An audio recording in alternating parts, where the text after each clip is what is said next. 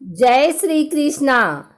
आइए सुनते हैं भाद्रपद मास के 24वें दिन श्री चंद्र नवमी की कथा। भाद्रपद माह के शुक्ल पक्ष की नवमी को श्री चंद्र नवमी के रूप में मनाया जाता है। यह उत्सव उदासीन संप्रदाय के प्रवर्तक चंद्र जी के लिए समर्पित है। इस वर्ष 15 सितंबर 2021 को चंद्र नवमी मनाई जाएगी। भारतवर्ष की तपोभूमि में समय समय पर धार्मिक विचारों का जन सैलाब सदैव ही उमड़ता रहा है। यह किसी एक व्यक्ति की बात हो या फिर किसी जन समूह की, सभी ने धार्मिक विचारधारा में अपना अपना विशेष योगदान भी दिया और जिसकी अमिट छाप किसी न किसी रूप में आज भी देखने को मिलती है।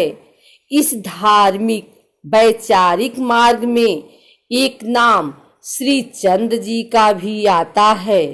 श्री चंद्र जी ने अपने विचारों और कार्यों द्वारा जो भी समाज कल्याण के कार्य किए, वह सभी आज भी एक आदर्श के रूप में स्थापित है।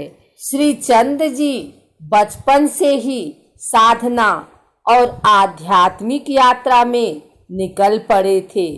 जिस अवस्था में बच्चे खेल कूद में व्यस्त रहते हैं, उस समय बाबा श्री चंद्र जी एकांत में उपासना और समाधि में लीन रहते थे।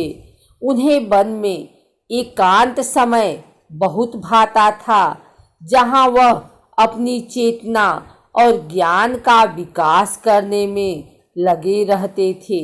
युवा होने पर वह देश भ्रमण को निकल पड़े।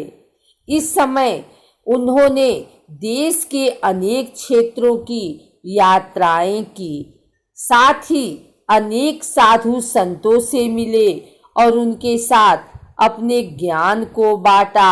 श्री चंद्र जी जहां भी गए, अपनी शब्दवाणी और धार्मिक चेतना द्वारा सभी को आश्चर्य से भर दिया। अपने प्रयासों द्वारा दुखियों के कष्टों का निवारण भी किया। उनके कार्यों द्वारा उनकी प्रसिद्धि चारों ओर फैलती चली जाती है। उनसे मिलने के लिए सभी लोग बहुत व्याकुल से रहते थे। उनके दर्शनों की अभिलाषा करने में बहुत से हिंदू राजाओं के साथ ही मुगल बादशाह भी शामिल रहे। श्री चंद्र जी से संबंधित कुछ कथाएं भी प्राप्त होती हैं, जो उनके चमत्कारों की ओर उनकी महत्ता को दर्शाती है। एक कथा के अनुसार जब श्री चंद्र जी देश भ्रमण के दौरान कश्मीर जाते हैं, तो बाबा अपनी मस्ती में धूप में बैठे हुए थे। उसी समय एक जमींदार ने यह देखकर कि एक कैसा बाबा खुद तो धूप के मजे ले रहा है, जब बाबा को अपनी ही फिक्र है तो वह दूसरों को क्या भला करेंगे और क्या छाया देगा। श्री चंद्र जी उसके मन की बात को समझ गए और उसी समय उन्होंने कुंड से जलती हुई लकड़ी निकालकर धरती में गाड़ देते हैं। पल भर में वह लकड़ी विशाल चिनार के वृक्ष में बदल जाती है। यह चमत्कार देखकर जमींदार बाबा श्री चंद्र जी के पैरों में गिर पड़ता है और अपने अज्ञान की माफी मांगता है। माना जाता है कि तब से वह वृक्ष चंद चिनार के नाम से आज भी है। एक अन्य कथा के अनुसार कहा जाता है कि रावी नदी के किनारे चंबा शहर के राजा राज्य करता था। उस राजा के आदेश के बिना कोई भी नाविक किसी संत महात्मा को नदी पार नहीं करा सकता था।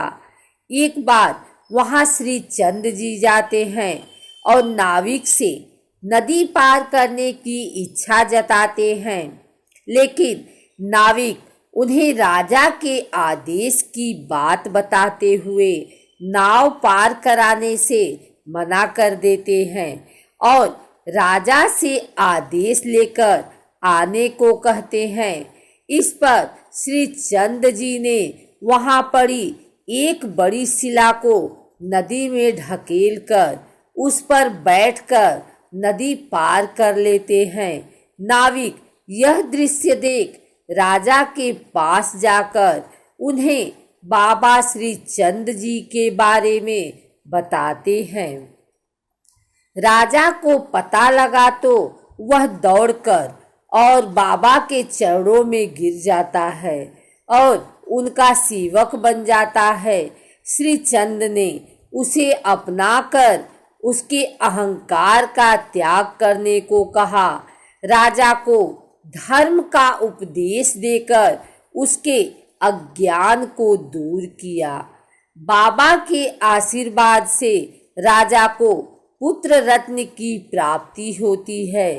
कहा जाता है कि जिस शिला को बाबा चंद जी ने अपनी नाव के रूप में उपयोग किया था वह आज भी चंबा में स्थापित है। बाबा श्री चंद जी ने अपने विचारों में यह बात मुख्य रूप से कही कि हमें हर सुख दुख को समान भाव से ही देखना चाहिए, उसमें स्वयं को जोड़ना नहीं चाहिए।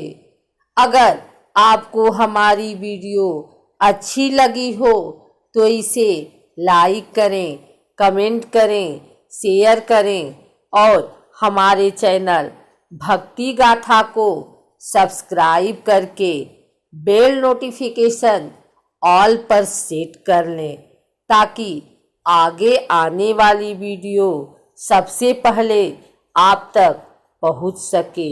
धन्यवाद।